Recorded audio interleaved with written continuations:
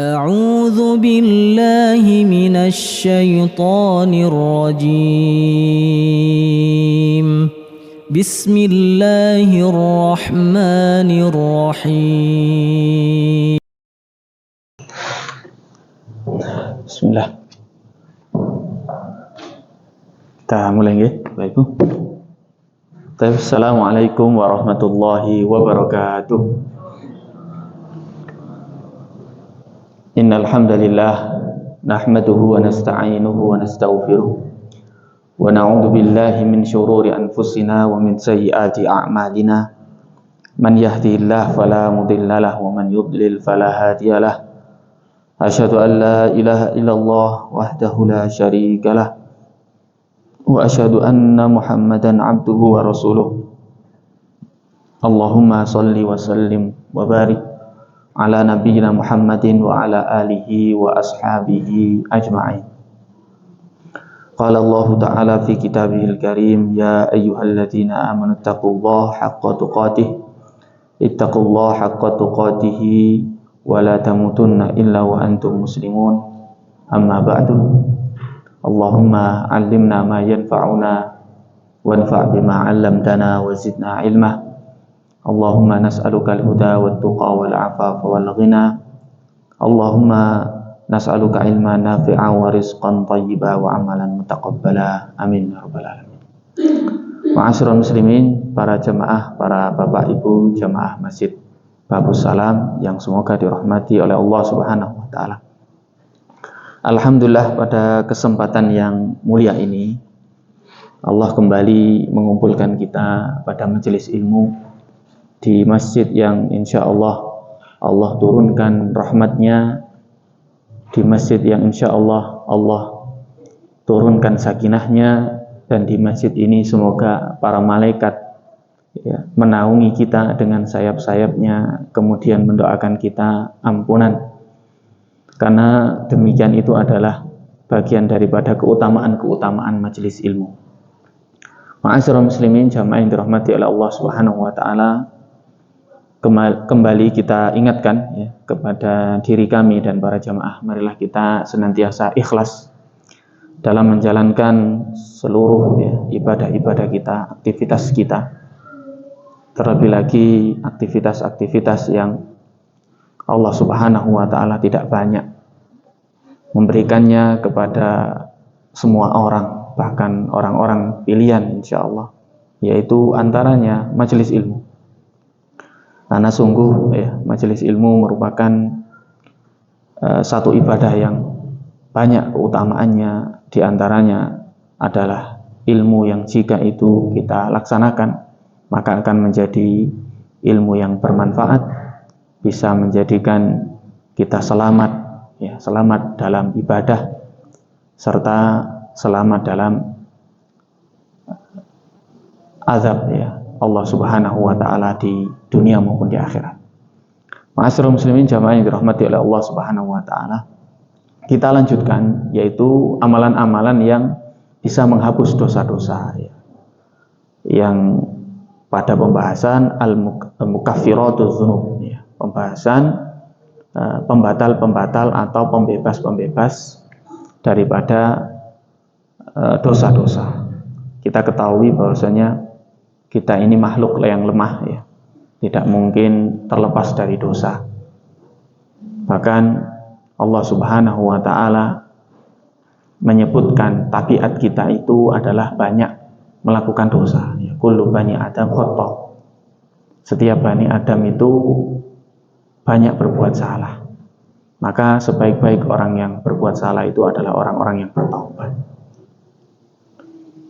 Banyaknya atau kita diberikan tabiat berbuat dosa atau berbuat kesalahan itu menunjukkan bahwasanya kita ini lemah.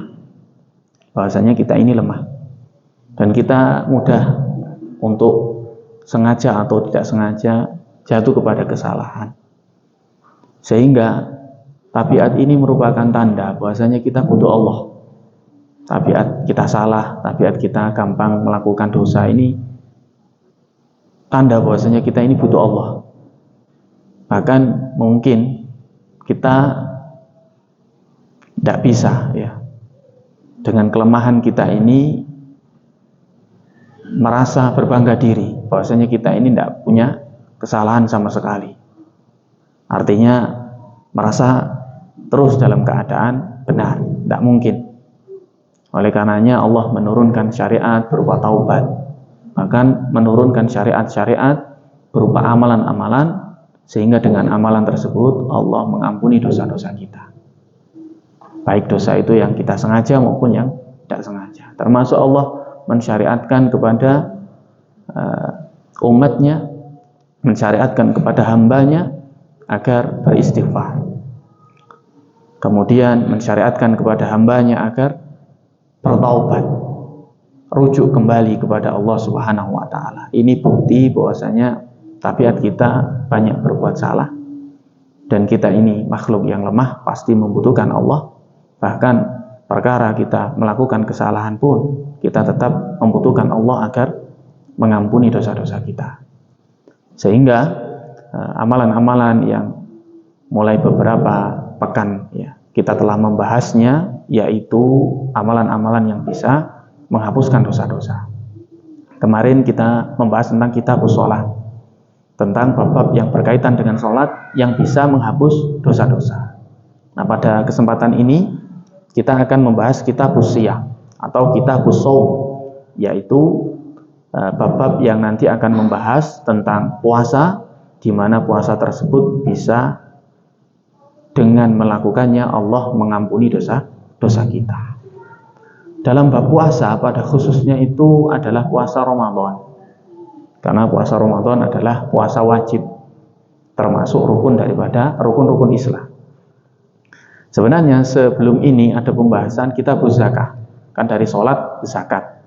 Tapi zakat diakhirkan oleh pengarang kitab ini, Syekh Salim Ibn Aid Al-Hilali. Ya. Beliau mendulukan kitabuz shaum, yaitu pembahasan tentang puasa dulu. Ya. Dalam bab puasa sangat terkenal hadisnya. Di sini dibawakan man shoma Ramadan imanan wa ihtisaban ghufira lahu ma taqaddama min dzambi. Rasul sallallahu alaihi wasallam bersabda, man shoma Ramadan, barang siapa yang berpuasa Ramadan imanan, dia beriman, iman dalam kewajiban puasa Ramadan ini. Jadi dia paham, mengimani, meyakini bahwasanya puasa Ramadan ini wajib dan datangnya dari Allah. Itu maksudnya imanan. Termasuk imanan di sini adalah imanan bijazaihi. Dia beriman dengan balasannya.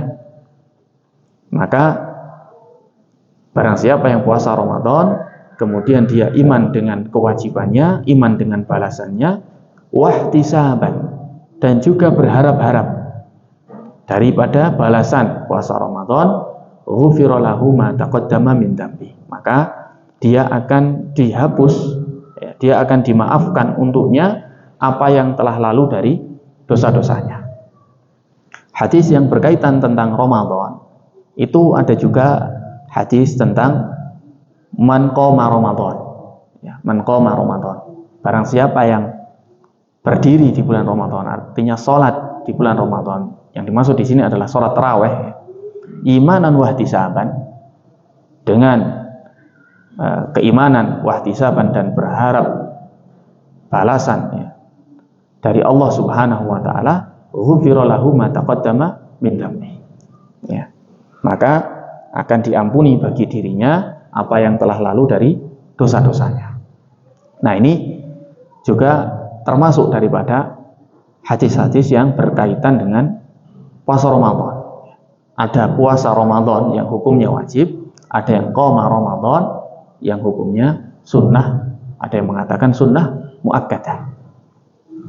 Ya, dalam beberapa hadis ditambahi lagi, ya, selain man shoma Ramadan dan man qoma Ramadan, ada man qoma Lailatul Qadar. Barang siapa yang berdiri, artinya sholat di malam Lailatul Qadar, ya, imanan wahtisaban, dengan keimanan, iman dengan kewajibannya, iman dengan kesunahannya, iman bahwasanya ini perintah Allah, wahtisaban, dan berharap pahalanya, ghufira lahu ma taqaddama min dzambi. Ya. Kalau hadis yang man qoma Ramadan dan man shoma Ramadan itu hadis riwayat muttafaqun alaih, riwayat Bukhari Bukhari dan Muslim. Adapun tadi man qoma al-lailatal qadri itu adalah hadis riwayat At-Tirmidzi. Ya, itu adalah hadis-hadis yang berkaitan dengan Ramadan dan juga amalan-amalan yang dikerjakan pada bulan Ramadan. Oleh karenanya kita sering mendengarkan bahwasanya Ramadan itu adalah bulan ampunan. Bulan ampunan.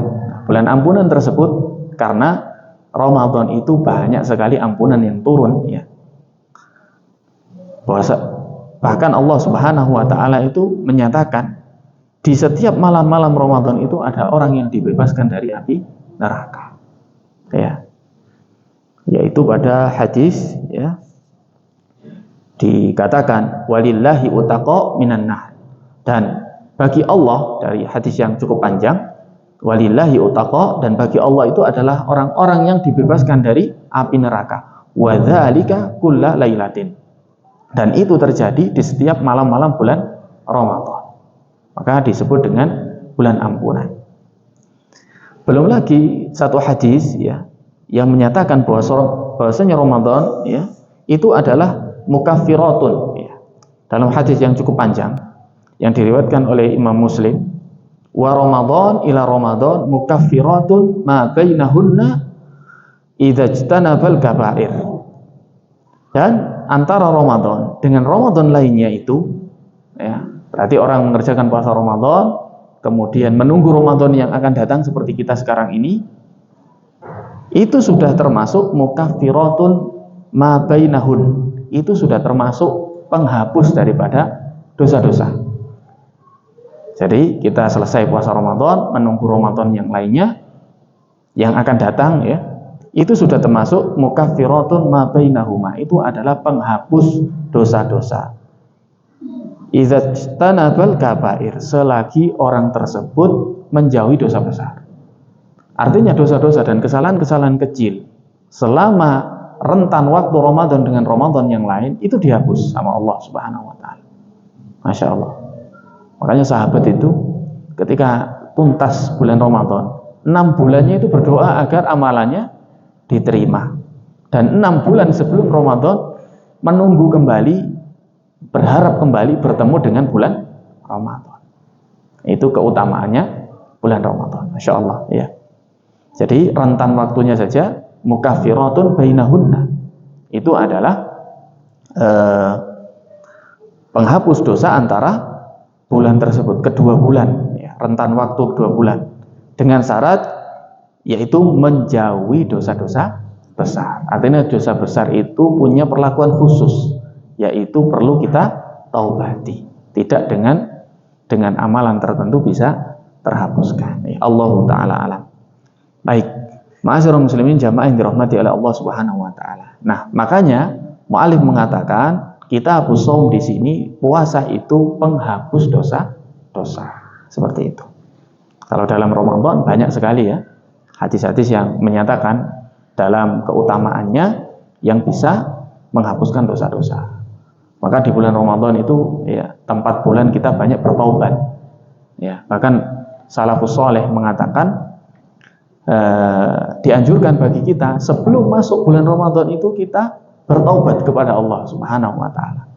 Agar orang ketika tidak punya tanggungan dosa, lebih-lebih dosa besar, itu mau masuk bulan Ramadan itu gampang.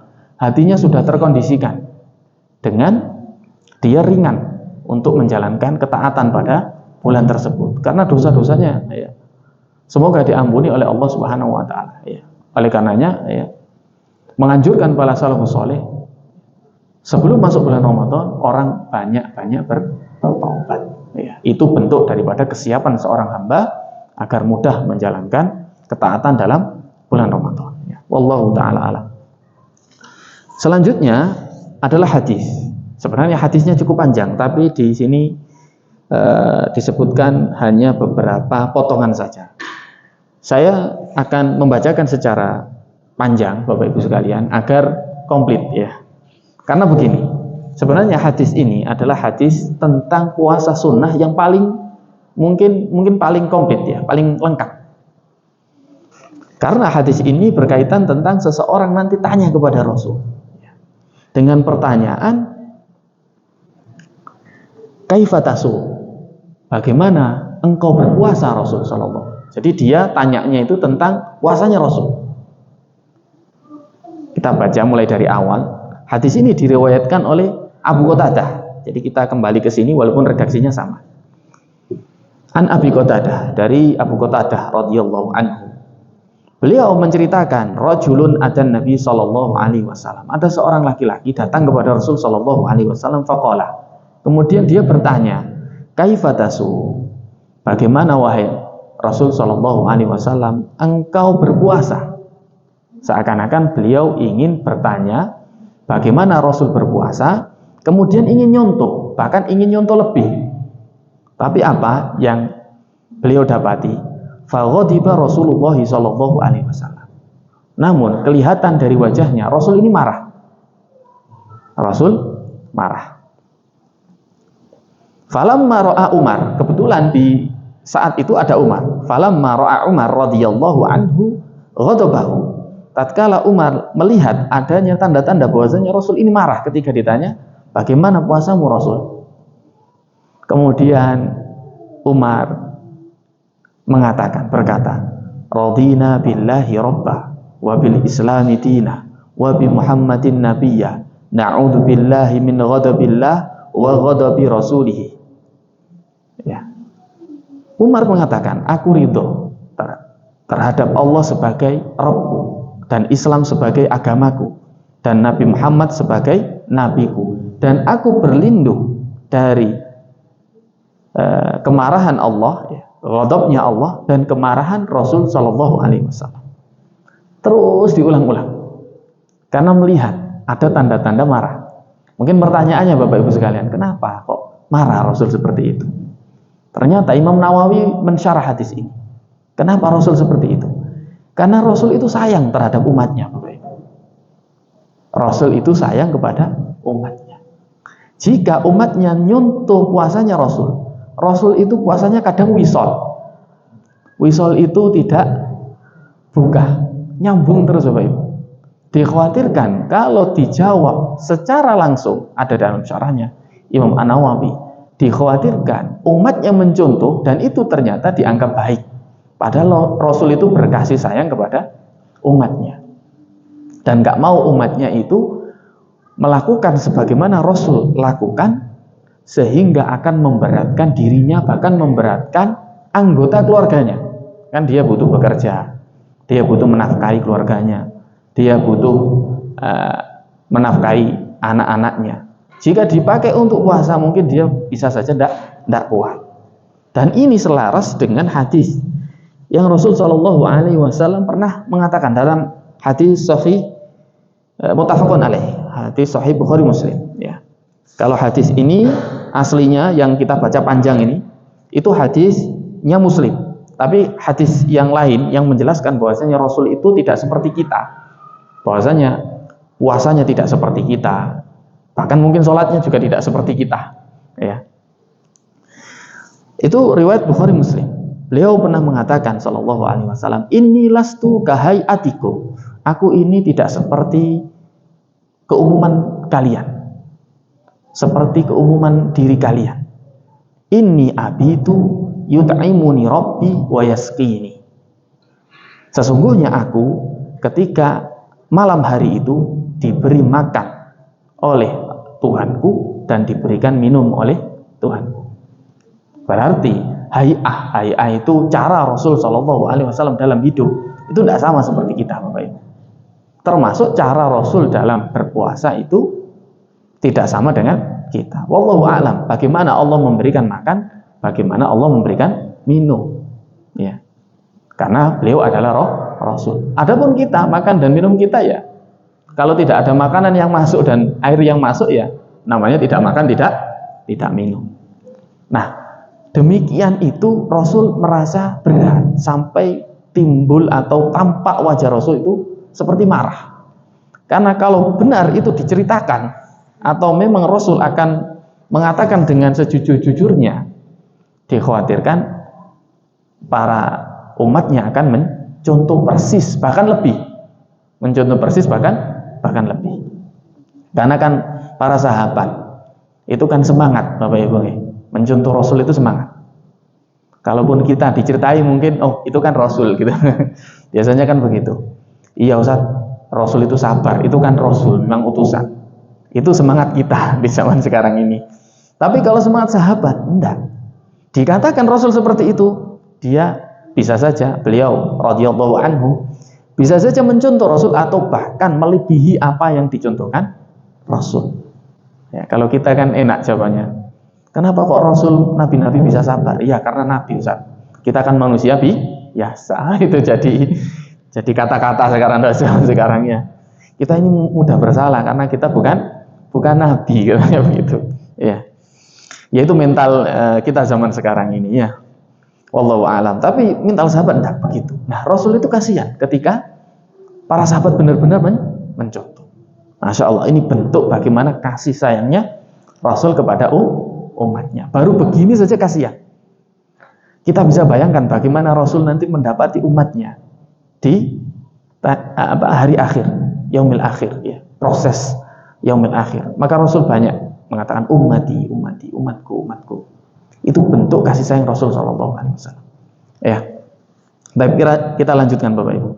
Ternyata ya Umar mengulang terus. Raditu billahi robba, radina billahi robba wa bil islami dina, terus sampai pada kata-kata na'udzu billahi min ghadabillah wa ghadabi rasulillah. Aku berlindung dari kemarahan Allah dan kemarahan Rasul. Sampai dilihat wajah Rasul itu mulai tidak merasa marah lagi.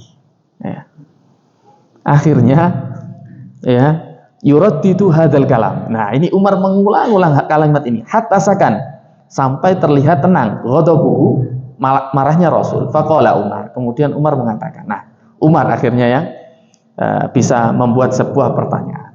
Ya Rasulullah, kaifa biman yasumud dahr kullahu? Wahai utusan Allah, bagaimana bagi orang yang berpuasa sepanjang tahun? Untuk memecah tadi itu kemarahan, tidak ditinggal begitu saja. Ini adabnya seorang guru. Ketika guru kadang tidak mau menjawab, kita boleh mengalihkan dengan pertanyaan lebih ringan lagi. Ya. Ada pertanyaan berat. Guru mungkin tahu jawabannya, namun beliau berat untuk menjawab. Entah karena memang kalau dijawab bukan maslahat, atau mungkin ini tidak butuh jawaban. Akhirnya beliau diam. Nah, kemudian sang murid jangan ditinggal atau jangan merasa wah jangan-jangan ustadznya ini tidak bisa jawab. Enggak. Kita bertanya dengan pertanyaan yang lain agar memecah suasana itu. Sebagaimana Umar, dan Umar ini orang yang cerdas dalam menanggapi sebuah peristiwa seperti ini. Ditanya, kaifa biman yasumud dahr kullah? Bagaimana dengan orang yang puasa sepanjang tahun? Qala la soma wala aftar. Dia itu tidak puasa dan juga tidak buka. Artinya tidak ada puasa bagi dirinya dan tidak ada buka bagi dirinya. Ya. Kemudian ditanya lagi, qala kaifa man yasumu yaumaini wa yuftiru yauman? Bagaimana jika ada orang yang berpuasa 2 hari, kemudian 1 harinya dia berbuka, artinya tidak puasa. 2 hari puasa, 1 hari tidak puasa. 2 hari puasa, 1 hari tidak puasa. Begitu seterusnya. Kemudian Rasul Shallallahu Alaihi Wasallam balik bertanya, wa yutiqu dzalika ahad? Apakah ada yang mampu yang seperti itu? Artinya Rasul masih ada rasa kasih sayang. Ada tak yang bisa kayak gitu? Artinya gitu. Artinya itu masih berat gitu maksudnya. Tapi Rasul tidak langsung mencegah, tapi mengatakan ada nggak yang bisa kayak gitu. Kemudian ditanya lagi, qala kaifa man yasumu yauman wa yuftiru yauman? Bagaimana dengan orang yang puasa sehari kemudian berbuka sehari? Artinya sehari puasa kemudian sehari tidak puasa. Qala, baru Rasul menjawab, dzaka shaum Daud alaihissalam. Nah, itu puasanya Nabi Daud. Artinya ini adalah pernah dilakukan Nabi Daud dan ini tidak apa-apa. Puasanya Nabi Daud sehari puasa, sehari tidak. Sehari puasa, sehari tidak. Contoh tidak apa-apa. Ini paling maksimal. Ternyata di atas puasanya Nabi Daud itu sebenarnya ada puasanya Nabi Muhammad. Maksudnya begitu. Di atas puasanya Nabi Daud yang sehari puasa, sehari buka, sehari puasa, sehari buka, itu ada puasanya Nabi Muhammad. Nah, kalau mau nyuntuh jangan nyuntuh aku lah, bahasanya gitu. Zaka saumi Daud alaihissalam. Nah, itu puasanya Nabi Daud alaihissalam. Seperti itu tidak apa-apa. Kemudian kaifa yasumu yauman wa yuftiru yaumaini. Kemudian bagaimana jika ada orang yang puasa sehari kemudian 2 hari berbuka. Nah, beliau baru begini. Waditu anni tuwiqtu dzalik. Nah, aku senang jika ada yang begitu. Nah, aku senang ada yang begitu. Itu sih dirasa berat. Itu sih dirasa berat. Kemudian dilanjut maqala Rasul sallallahu alaihi wasallam. Kemudian Rasul sallallahu alaihi wasallam mengatakan. Nah, ini sambungan hadis ini sebenarnya. Ini yang dibawakan Syekh Salim dalam hadis ini baru sampai sini. Yang atasnya tadi tidak dibawakan oleh beliau. Salasun min kulli syahrin. 3 hari dalam setiap bulan, wa ramadhanu ila ramadhan, dan Ramadan antara Ramadan lain, seperti hadis yang tadi. Fahada siyamud dahr kullihi. Maka ini yang disebut dengan puasa dahr. Artinya 3 hari dalam sebulan, lebih-lebih ditempatkan dengan ayamul bid, itu adalah puasa setahun namanya. Beliau mengatakan hadza siyamud dahr kulli. Ini yang disebut dengan puasa setahun. Jika ada orang mau puasa setahun, itu puasa 3 hari dalam sebulan. Milih tidak apa-apa. Ya, itu hukum secara umum. Tapi kalau mau dipaskan dengan ayamul bid, maka itu lebih baik. Ya, selain Ramadan, kata beliau tadi, wa ramadhanu ila Ramadan. Dan di antara Ramadan dengan Ramadan itu tiap bulannya ada puasa 3 hari 3 hari setiap bulannya. Kalau mau dipaskan dengan ayamul bid, maka itu lebih baik. Ya. Kenapa disebut siyamud dahr, Bapak Ibu sekalian? Para ulama menjelaskan karena 3 hari ini seperti dibalas 30. Ya. Man jaa bil hasanati falahu asyru amthaliha. Barang siapa yang datang dengan satu kebaikan maka dibalas 10. Nah, jadi 1 hari itu seperti puasa 10 hari. Maka kalau puasa 3 hari seperti puasa 1 tahun. Seperti itu. Ya, penjelasan para ulama. Siyamu yaumi Arafah. Nah, ini yang saya sebut bahwasanya hadis ini adalah hadis yang cukup lengkap daripada potongan hadis-hadis yang lain untuk menjelaskan bentuk-bentuk puasa sunnahnya yang kita jalankan tiap tahunnya. Yang pertama, yang selanjutnya dikatakan siyamu yaumi Arafah ahtasibu 'ala Allahi ayyukaffirah sanah allati qablah wa sanah allati ba'dah. Ya. Puasa di hari Arafah bagi orang yang tidak wukuf ahtasibu 'ala Allah, maka itu dihitung di sisi Allah Subhanahu wa taala ayyukaffirah sanah, itu bisa menghapus dosa setahun allati qablah, yang sebelumnya, wallati wasanah allati ba'dah, dan tahun yang setelahnya. Artinya menghapus 2 tahun. Tahun yang sebelumnya dia berpuasa dan tahun setelahnya dia berpuasa Arafah. Nah, itu. Jadi tadi beberapa sudah disebutkan, ada puasa Daud, kemudian ada puasa ayamul bid atau secara umum 3 hari dalam setiap bulan. Kemudian lanjutannya adalah puasa Arafah. Nah, adapun puasa di 10 awal bulan Dzulhijjah itu keumuman hadis bahwasanya amalan yang dikerjakan antara tanggal 1 sampai tanggal 10 itu bagi Allah lebih dicintai daripada jihad di jalan Allah Subhanahu wa taala.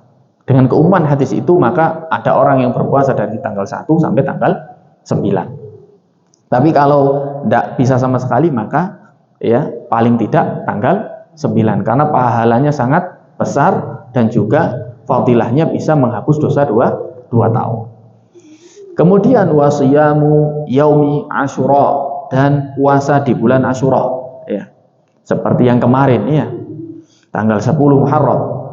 Ahtasibu 'ala Allahi ayyukaffira sanah allati qablah, yaitu dihitung di sisi Allah seperti menghapus dosa-dosa yang sebelumnya 1 tahun. Ya. Itu adalah puasa Asyura, ya. Namun puasa Asyura ini jika ingin ya ditambah adalah puasa Tasu'a ya, karena puasa ini adalah pembeda daripada puasanya orang-orang Yahudi zaman dahulu ya. Karena umatnya Nabi Musa itu pernah bersyukur kepada Allah Subhanahu wa taala karena pernah diselamatkan oleh Allah dari kejaran Firaun di tanggal 10 Muharram, pas tanggal Asyura itu. Kemudian bentuk syukur beliau ya, dan para umatnya Nabi Musa, beliau berpuasa.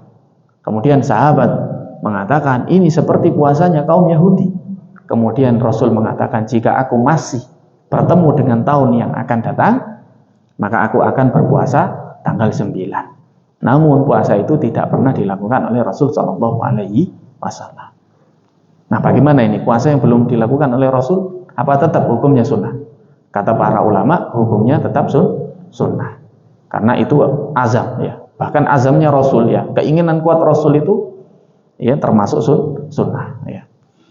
Maka ada juga menambahi dari pendapat ulama, jika ingin ya, atau kelewatan puasa Tasu'anya itu, maka boleh puasa untuk membedakannya itu puasa lagi 1 hari setelah puasa Asyura, itu juga tidak masalah. Ya, tapi yang lebih baik ya puasa tanggal 9, kemudian puasa tanggal 10 yang disebut dengan puasa Asyura ya. Nah, ini yang saya maksud bahwasanya hadis yang panjang yang riwayat Muslim ini adalah bentuk bahwasanya Allah Subhanahu wa taala atau Rasul Shallallahu alaihi wasallam menyebutkan agak komplit ya. Walaupun nanti mungkin ada di antara puasa Senin Kemis belum disebutkan dalam hadis ini. Maka hadis ini cukup yang paling komplit dalam menyebutkan hadis-hadis tentang puasa-puasa sunnah ya. Demikian ma'asyiral muslimin jamaah yang dirahmati oleh Allah Subhanahu wa taala. Kemudian ya, selanjutnya yaitu tentang kitabul haji, pembahasan tentang haji ya. Jadi zakat diakhirkan ya. Ma'asyiral muslimin jamaah yang dirahmati oleh Allah Subhanahu wa taala. Termasuk bagian daripada yang menghapus dosa-dosa itu adalah haji. Dan haji ini adalah rukun daripada rukun-rukun Islam. Ya. Yang mana ya, haji ini adalah ibadah yang luar biasa ya. Mengeluarkan tenaga, mengeluarkan harta, bahkan mungkin ya mengeluarkan pikiran dan seterusnya. Oleh karenanya termasuk yang disebutkan dalam hadis, yaitu wa tahujjal baita man istata'a ilaihi sabila, dan engkau berhaji ke Baitullah ya, in istata'a ilaihi sabila ya, in istata'ata ilaihi sabila, jika engkau punya kemampuan menuju kepada haji ya. Rasul Shallallahu alaihi wasallam bersabda, tabi'u bainal haji wal umrah ya. Ikutilah antara haji dan umrah. Artinya setiap seseorang itu ketika berhaji maka diikuti umrah. Entah umrah dulu kemudian tahallul yang disebut dengan tamattu itu, kemudian dia memakai ihram lagi dan haji, atau bentuk haji yang lainnya seperti ifrad atau qiran ya. Namun ibadah haji dan umrah ini adalah satu kesatuan aslinya. Sebagaimana dalam surat Al-Baqarah ayat 195, Allah Subhanahu wa taala berfirman, wa atimul hajja wal umrata lillah. Dan sempurnakan haji itu dan umrah untuk Allah Subhanahu wa taala. Ya. Kemudian haji ini ya wajib karena merupakan rukun daripada rukun-rukun Islam ya. Sebagaimana Allah Subhanahu wa taala juga berfirman dalam surat Ali Imran ayat 97, walillahi 'alan nasi hajjul baiti man istata'a ilaihi sabila. Kewajiban atas manusia untuk Allah Subhanahu wa taala yaitu hajjul bait ya, haji ke Baitullah, man istata'a ilaihi sabila, barang siapa yang mempunyai kemampuan untuk menuju al-bait, ya, Baitullah. Kemudian lanjutan daripada hadis tadi, ya, bahwasanya kita harus, ya, bahwasanya kita diminta untuk mengikutkan antara haji dan umrah. Fa innahuma, maka sesungguhnya haji dan umrah itu yanfiyanil faqra wadz-dzunubah. Karena sesungguhnya haji dan umrah itu bisa menghilangkan kefakiran dan menghilangkan dosa-dosa. Ya. Kefakiran itu adalah lawan daripada ghani, merasa cukup. Ya, merasa cukup. Jadi orang diberikan hidayah oleh Allah Subhanahu wa taala untuk haji dan umrah, maka akan banyak merasa cukup. Kenapa merasa cukup? Karena memang rukun Islam sudah dia sempurnakan. Jadi merasa cukup, sudah. Ya. Disitulah antara hikmah daripada kecukupan seseorang ketika sudah melakukan haji dan umrah. Ya. Dan juga yanfiyani dzunub. Dan juga haji itu akan menghilangkan dosa-dosa. Kama yanfil kira, sebagaimana menghilangkannya, ya, dipanaskan api, ya, khabsal hadid, yaitu apa? Khabsa itu kalau bahasa kita tayeng, ya Bapak Ibu, ya, apa, karat, ya, khabsal hadid, karat daripada besi. Sebagaimana dipanaskan api itu bisa menghilangkan karatnya besi. Ya, jadi kita kalau ingin menghilangkan karat-karat besi itu salah satu caranya dengan menghilangkan, salah satunya dengan kiro tadi itu, yaitu dibakar agar besi-besi juga hilang. Ya, demikian perumpamaan daripada bahwasanya haji itu bisa menghilangkan dosa-dosa. Ya. Dalam hadis yang lain, ya, disebutkan bahwasanya haji itu balasannya seperti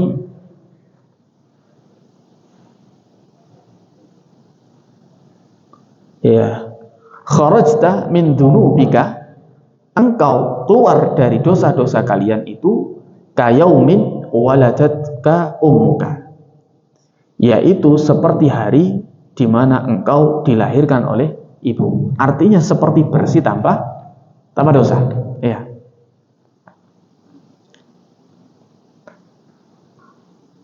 Dan hadis yang lain disebutkan, ya, bahwasanya haji itu wal hajjul mabrur, dan haji yang mabrur itu laisa lahul jaza illal jannah. Tidak ada balasan kecuali surga. Ya. Baik, kita lanjutkan apa yang dibawakan oleh muallif dalam kitab ini. Wa qad jaa hadzal fadl al-'azim. Maka datanglah, ya, keutamaan yang agung ini mufassalan ala lisani Rasulillah sallallahu alaihi wasallam. Secara terinci dari lisannya Rasul sallallahu alaihi wasallam.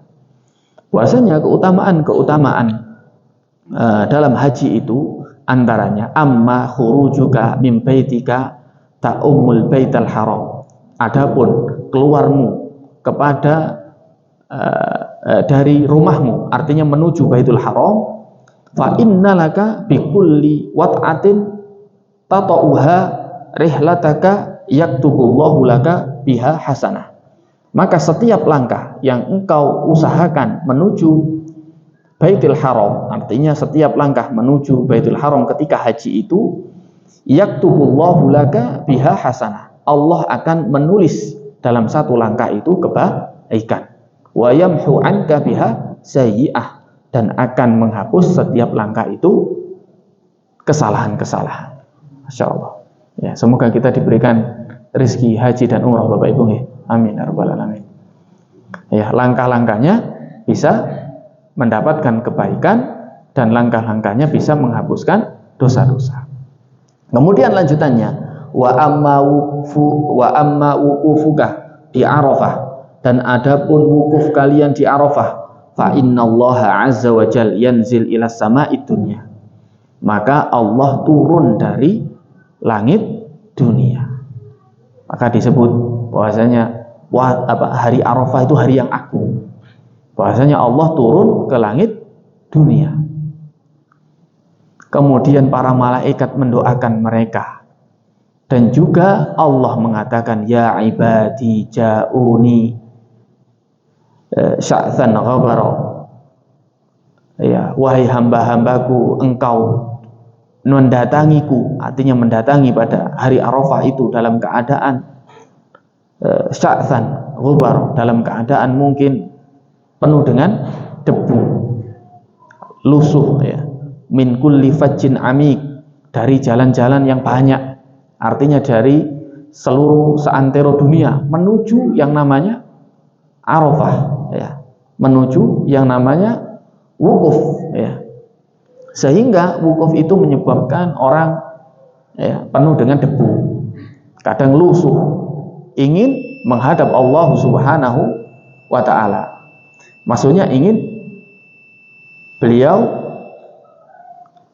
mengijabahi perintah Allah Subhanahu wa ta'ala untuk wukuf, ya.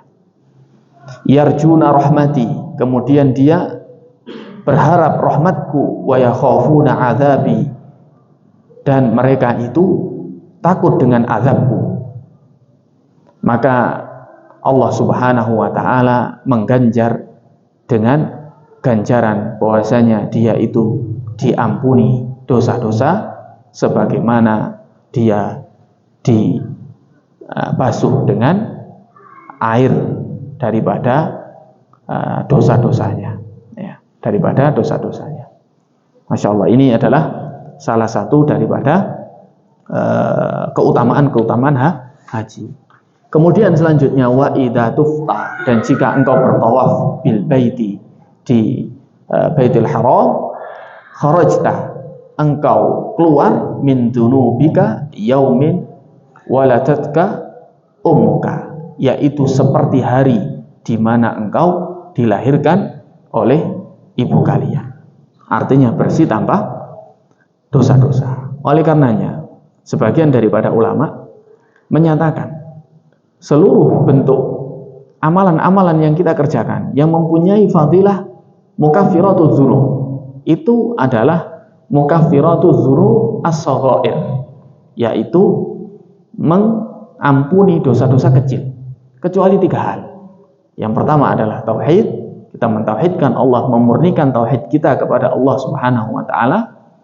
Karena Allah Subhanahu wa ta'ala yaghfiru may yasha, Allah itu mengampuni dosa-dosa, wa yaghfiru ma duna dzalika liman yasha, Allah itu mengampuni dosa-dosa selain daripada dosa syirik jika Allah menghendaki.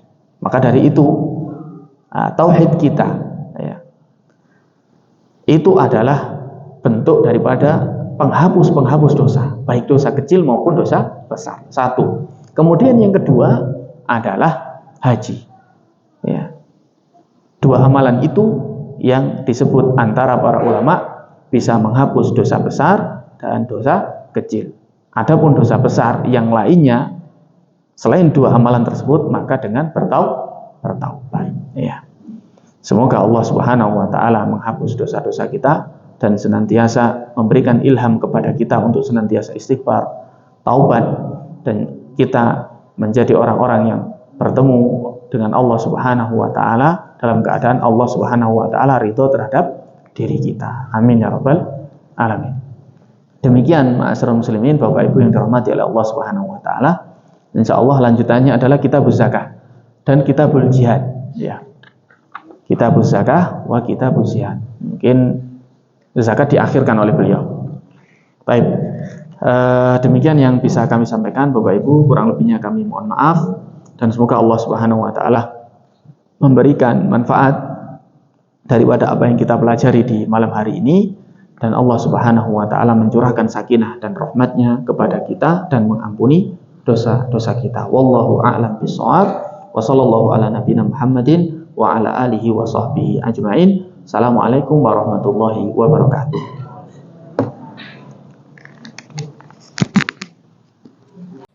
لئن شكرتم لأزيدنكم ولئن كفرتم إن عذابي لشديد